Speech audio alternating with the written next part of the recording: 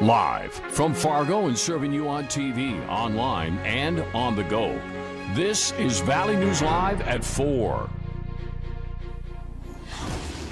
Breaking news this afternoon, Minnesota Governor Tim Walz will be announcing more COVID restrictions tomorrow, including changes to fall and winter sports. The governor confirmed today that it will affect football playoffs. The official announcement will come tomorrow at 2 p.m., so stick with Valley News Live throughout the evening for updates and reaction. And here's a look at today's Top 4 at 4. Moorhead police are asking for your help finding a missing man. 28-year-old Marwin Selman was last seen on November 12th. His family hasn't heard from him and he hasn't been back to work. Marwin speaks very little English and has no other family in the United States. If you have any information on him, you're asked to call Moorhead Police. And a Cass County man has pled guilty to a deadly assault at a bar in Horace this summer. Marwin Klatt died from his injuries at the assault at Baker's Bar on June 28th. Jordan Pembleton pleaded guilty to the felony manslaughter and aggravated assault, as well as 2 misdemeanor counts of simple assault. According to court documents, Pembleton punched Klatt in the face, causing him to hit his head on the sidewalk. And a Grand Forks man has been charged following a series of strange events last month. Court documents say UND police heard yelling and things breaking while investigating a domestic disturbance. Officers found an angry, naked man standing in the kitchen, which was engulfed by flames. The man caught himself on fire while resisting arrest. Ernest Lee Jr. was charged with 7 felony counts, ranging from assaulting a police officer to endangerment by fire. And traffic is back to normal on I-29 in South Fargo after police arrested a man in a stolen vehicle chase.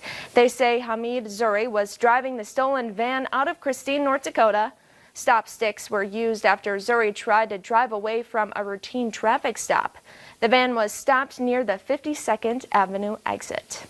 That wraps up today's Top 4 at 4. Now let's get a first look at our weather with Chief Meteorologist Hutch Johnson. Hey, Hutch.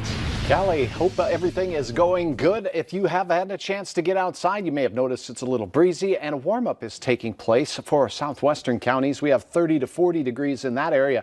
Still in the 20s, though, Roseau at 23 degrees. Here is a look at our satellite showing a fair amount of cloud cover here in eastern North Dakota and western Minnesota. That extends all the way down the I-94 corridor into the Twin Cities. Although it looks like we are about to be treated out to the west to a gorgeous sunset. Look at this. If you are heading out and about tonight, it's going to remain breezy. And we have a warm front pushing through. That means steady temperatures, maybe slowly falling in places. But all in all, I expect maybe even overnight some warming to take place. We'll have details on that warm-up we've been talking about for your midweek forecast and an update on some flurry chances in our forecast as well. That's coming up in a few minutes. All right. Thanks so much, Hutch. And a Fargo man is behind bars after allegedly watching porn while touching himself at a popular downtown diner this week. Court documents say Fargo police officers were called to the Frying Pan just after 3 a.m. on Sunday. Police say Mark Stiles was watching porn while touching himself in a booth. They were later called to another restaurant for Stiles doing the same thing, earning him 2 felony charges of indecent exposure. He denies touching himself but did admit to watching porn, saying, quote, "People need to mind their own business." And several people are in prison following a month-long operation. U.S. Marshal Service's High Plains Fugitive Task Force did a 1-month enforcement operation that netted the arrest of 26 domestic violence suspects. Officials say Operation Sanctuary was done throughout the District of North Dakota, focusing on Cass, Clay, and Burleigh counties. The task force and local law enforcement partners were able to close all 26 cases. And Fargo Cass Public Health will hold a walk-in flu shot clinic this Friday. It's set to take place from 10 a.m. to 1 p.m. Appointments aren't required, but residents are asked to register ahead of time by visiting the North Dakota Vaccination Registration website.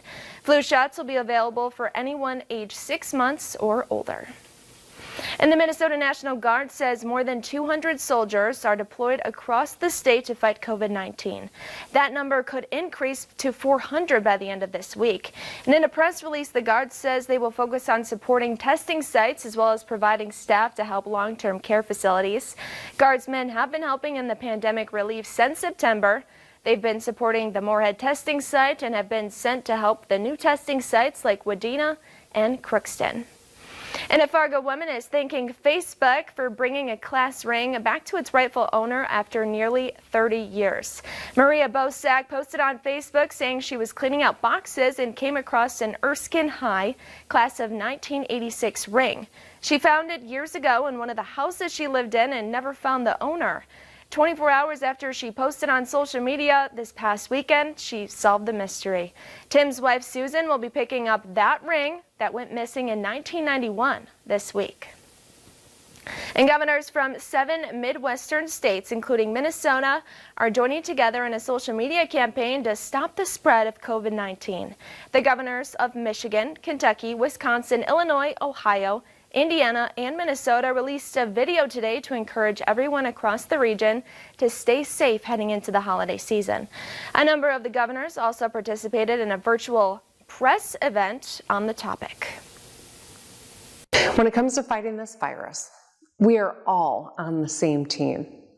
Let's make sure to stay smart and stay safe this winter. We will get through this together. This comes after the Midwest has seen a surge in new cases recently, more than anywhere else in the nation. And elves are going digital this year for the U.S. Postal Service's annual Operation Santa. That's the 108-year-old program that fulfills wish lists for families and children in need. But due to COVID-19, the program is going virtual this year. For the first time, gift givers can adopt families online. The USPS says the new system will let them reach more children across the country. Helpful elves fulfilling the wish list can pick up a letter from any city in the country. And here's another way you can spread some holiday cheer. Valley News Live is teaming up again with the Great Plains Food Bank for a virtual food drive. We'd really like for you to get involved, and to find out more, download our free VNL News app and look for the virtual food drive and click to donate. And the presidential transition seems to be underway, but some say President Trump is trying to hinder the incoming administration. We'll have more on that transition coming up. Well, if morning temperatures had you moving pretty slow, those single digits were a little hard to swallow. This afternoon, though, a shift in wind direction is warming things up, particularly in southeast North Dakota. Tomorrow looks great for everyone. We'll have the details coming up right after this.